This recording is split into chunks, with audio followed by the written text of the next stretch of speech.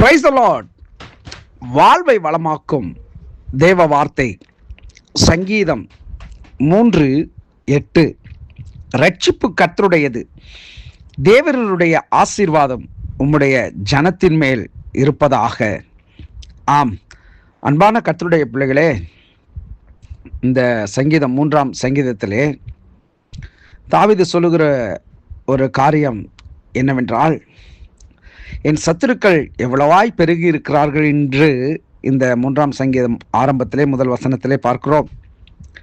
முடிவிலே 8ஆம் வசனத்திலே ரட்சிப்பு கர்த்தருடையது, தேவனுடைய ஆசீர்வாதம் நம்முடைய ஜனத்தின் மேலே இருப்பதாக என்று அவர் நிறைவு செய்கிறார்.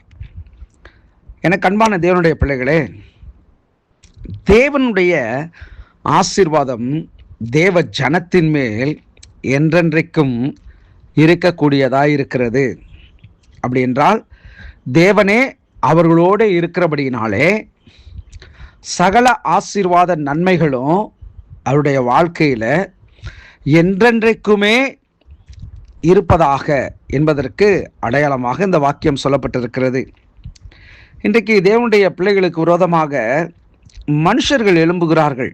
அதனால தான் அந்த சங்கீதத்தில் அவன் சொல்லுகிற காரியம் 7ஆம் வசனத்தில் பார்க்கிற பொழுது, கர்த்தாவே எழுந்தருளும், என் தேவனே என்னை இரட்சியும், நீர் என் பகைஞர் எல்லாரையும் தாடையிலே அடித்து துன்மார்க்கருடைய பற்களை தகர்த்து போட்டீர். பாருங்க, நம்முடைய தேவன் நம்முடைய ஆசீர்வாதத்திற்கு மாத்திரம் அவர் தேவனா இல்லை, நம்முடைய சத்துருக்களுக்கும் நம்முடைய பகையாளிகளுக்கும் தேவன் ஈடு கட்டுகிறவராக இருக்கிறார். அப்படின்னா பழிவாங்குதல் அவருக்குரியது என்று சொல்லி நாம் பார்க்கிறோம் அல்லவா?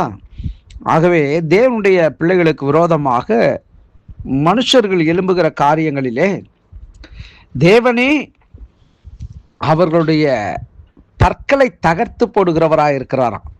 தாடை எலும்புகளை உடைத்து பற்களை அவர் தகர்த்து போடுகிறவராக இருக்கிறாராம். யோசிச்சு பாருங்க, நம்முடைய தேவன் நாம செயல்பட்டா பிரச்சனைக்குள்ள போயிடுவோம் அப்படின்னு தேவனே தேவ பிள்ளைகளுக்காக தேவ ஜனத்துக்காக அவர் எழுந்தருளுகிறவராக இருக்கிறார். சில நேரங்களில் ஊழியத்தின் பாதைகளில் நான் சோர்ந்து போன சில நேரங்கள் உண்டு. சபைகளிலே விசுவாசிகளுடைய நிலை அல்லது ஊழியர்கள், அதாவது நம்மளுடைய நண்பர்கள் கூட சிலரை நான் இதில் ஒப்பிட விரும்புகிறேன். ஏனென்று சொன்னால், நம்மிடத்திலே ஒன்றை பேசுகிறார்கள், பிறரிடத்தில் ஒன்றை சொல்லுகிறார்கள், நம்மிடத்தில் நன்மையை பெற்றுக்கொள்கிறார்கள், நம்மை குறித்து நமக்கு விரோதமாக தீய காரியங்களை அவர்கள் செயல்படுத்துகிறவர்களாக இருக்கிறார்கள். அது நம்முடைய கண்களுக்கு முன்பதாகவும் நம்முடைய செவிகளிலும் கேட்கப்படுகிற பொழுது நமக்கு மிகுந்த வேதனையை உண்டாக்குகிறதா இருக்கிறது. ஆனால் ஒன்று, அவைகளை நான் கண்டாலும் அவைகளை நான் கடந்து போகிற பொழுது அவர்கள் செய்த கிரியைகளுக்கு அனுபவிக்கிற காரியங்களை நான் காணும்படிக்கு தேவன் வைக்கிறார்.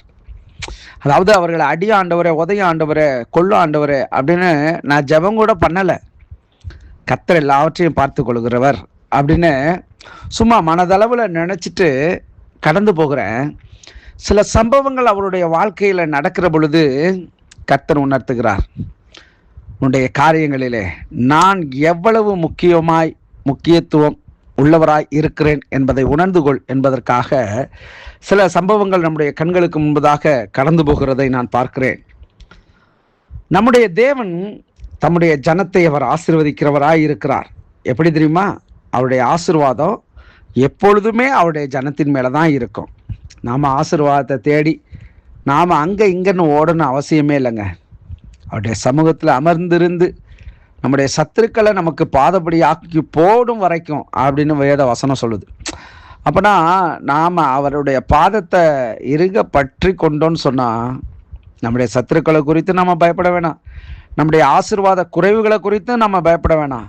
கர்த்தர் எல்லாவற்றையும் தம்முடைய ஜனத்தாருக்கு அவர் செய்தருளுகிற தெய்வமாய் இருக்கிறார். ஜெபிப்போம். நல்ல தகப்பனே, உடைய வார்த்தையின் மூலியமாய் நீர் இந்த நாளிலே அப்பா உம்முடைய ஆசீர்வாதம் உம்முடைய ஜனத்தின் மேல் இருப்பதாக என்று சொல்லி பார்க்கிறபடி எங்கள் மேலும் உடைய ஐஸ்வர்யம், ஆசீர்வாதம், சுகம் என்றென்றைக்கு நிலைத்திருக்கும்படியாய் இந்த வேளையிலே நான் ஜெபிக்கிறேன். உம்முடைய வார்த்தையின் மூலியமாய் இடைப்பட்டதற்காய் நன்றி. கிறிஸ்து இயேசுவின் நாமத்தில் பிதாவே, ஆமேன், ஆமேன். God bless you.